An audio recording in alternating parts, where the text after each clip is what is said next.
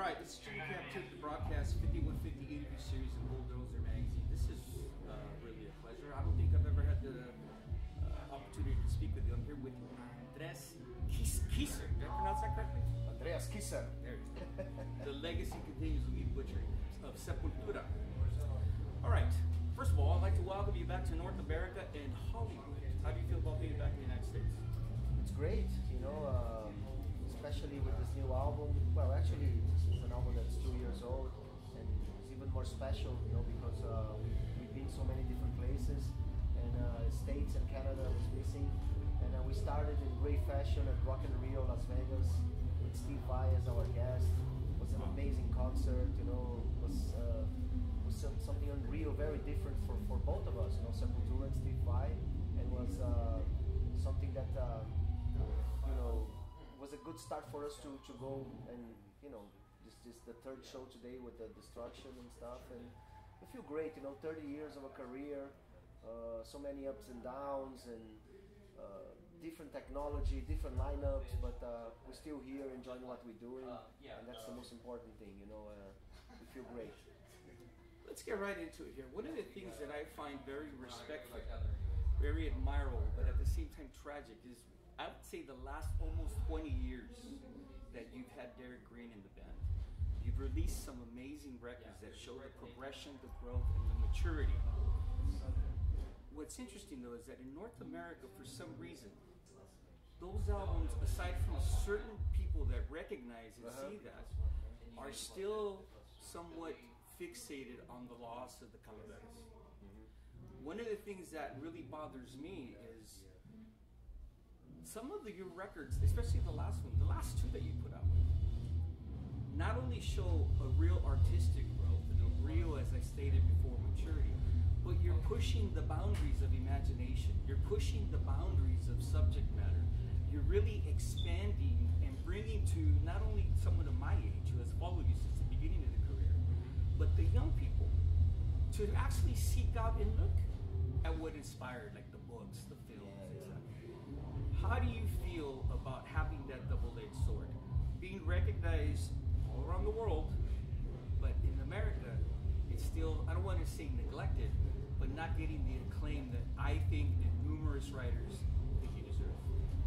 Yeah, since Max left the band, Sepultura has been attacked in a sense that, it was shown to the press, and Roadrunner, our label at the time, really helped to create that image that Max was the victim, that Sepultura did somehow put him out because of whatever reasons and stuff, but we only fired our manager, and he was married with our manager, so we left the band, we didn't fire him. And they start creating this image that we were the bad guys, and America kind of bought that, most of America, I should say.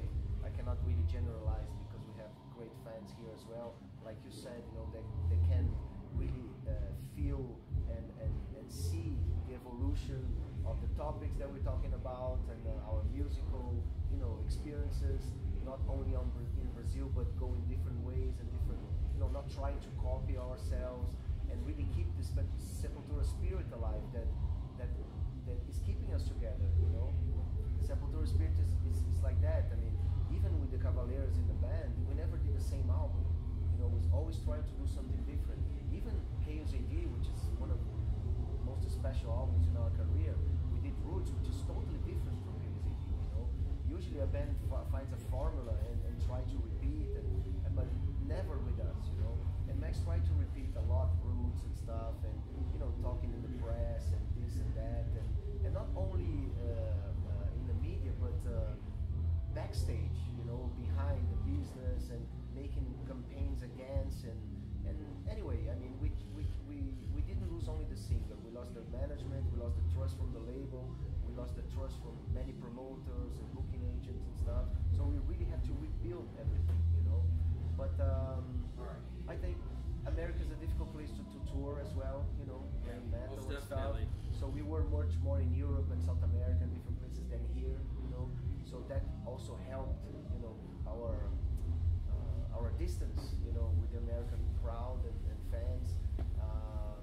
But you know, it's challenge. You know, America is a challenge. Always was a challenge for Sepultura. We never did a headline tour here in the same way we did in Europe, for instance, playing arenas and etc. We opened for Ozzy here. We opened for Pantera. We opened for Ministry. We did Ozfest and great shows like that, but never a Sepultura tour like that. You know. So when we were ready to do that on Roots tour, you know, in '97, we were ready to come to America and really establish Sepultura as a great act, you know. But Max left, you know, at the worst moment. So the consequences were really hard for us and stuff. But nowadays, looking back, you know, I have to thank everything that happened to us, you know, because we are a much better band now, you know. We control a lot more our life, our business. We are older, we have a family, kids, we are more experienced, you know, to deal with different things, and we enjoy ourselves, you know. I think that's the most important thing, and too bad for the people who don't follow Sepultura, you know. It's their problem actually, you know. I mean, I'm not here to convince or preach to anyone, you know. I just express myself through my guitar and lyrics and etc. And we got connections with different cultures, different crowds, different countries. 73 countries, you know, Sepultura visited in these 30 years. It's an amazing mark, you know, amazing mark. And inside those countries, like many different cities, you know, that it's insane, you know, to see, regardless of politics, religion, you know, we go everywhere and the music really opens the door, you know.